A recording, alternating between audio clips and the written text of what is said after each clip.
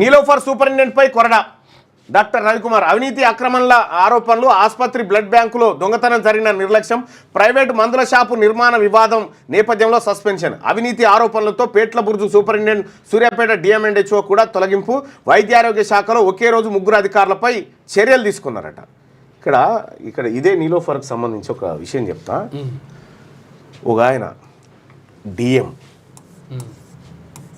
ఈయన యాదవ బిడ్డ. ఓకే, యాదవ బిడ్డ పిల్లల దవాఖానా. ఈయన hospital all India first rank. Okay, all India first rank ఈయనకు. ఓకే, ఈయనకు ఈయన సెక్రటేరియట్ నుంచి ఒక ఫైల్ పోయింది. ఆయన అసోసియేట్ ప్రొఫెసర్ ఉంటే ఆయన ప్రొఫెసర్గా ప్రమోట్ చేయాలని ప్రొఫెసర్గా ప్రమోట్ చేస్తూ జీవో ఇచ్చారు. జీవో కాగితం తీసుకొని ఇక్కడ ఉన్నటువంటి అధికారి దగ్గరికి పోతే ఈ అధికారి ఏం చేసిండు ఎరికేనా, నిన్ను సస్పెండ్ చేస్తున్నా అని చెప్పించిండు. నిన్ను సస్పెండ్ సస్పెండ్ ఎందుకు చేస్తున్నావు, నువ్వు ర్యాష్గా వ్యవహరిస్తున్నావు. ఎందుకంటే ఈయన ప్రొఫెసర్ కాకుండా అడ్డుకోవాలి. ఈయన 40 ఏళ్ల వయసులోనే ఉన్నాడు కాబట్టి ఉన్నత స్థానానికి ఎదిగేటువంటి అది ఈయన ఇక్కడే అడ్డుకోవాలని చెప్పి ఆయన సస్పెన్షన్ చేసిరు. సస్పెన్షన్ రివోక్ చేసిరు. మళ్ళా రివోక్ చేసిన తర్వాత మళ్ళీ ఇక ఈ ప్రొఫెసర్ గా జైన్ కావాలిగా, కాకుండా లేదు నువ్వు అసోసియేట్ ప్రొఫెసర్ గానే జైన్ కావాలి.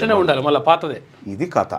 ఇది ఎంత పెద్ద డ్రామా అంటే మళ్ళా ఆయన ఎవరైతే రాసిండో ఆల్ ఇండియా ఫస్ట్ ర్యాంకు 10ల సంఖ్యలో పుస్తకాలు రాసిండు. ఆయన ఇంకా చాలా పెద్ద ఇంటలెక్చువల్.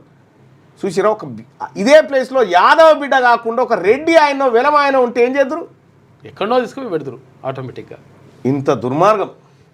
చాలా ప్రభుత్వ నేను చెప్తా ఉన్నా, బీసీ ప్రభుత్వ ఉద్యోగులారా మీకు మరీ ముఖ్యంగా చెప్తా ఉన్నా, మీరు ఎదిగితే వాళ్ళు ఎట్టి పరిస్థితుల్లో ఓర్చుకోరు. మనం ఎదగాలంటే మన ప్రభుత్వాలే ఉండాలి. మనం ఎదగాలంటే మనం ఉన్నత స్థాయిలోకి పోవాలంటే ఖచ్చితంగా వడ్డించేవాడు మనోడై ఉండాలి. గుర్తుపెట్టుకోండి.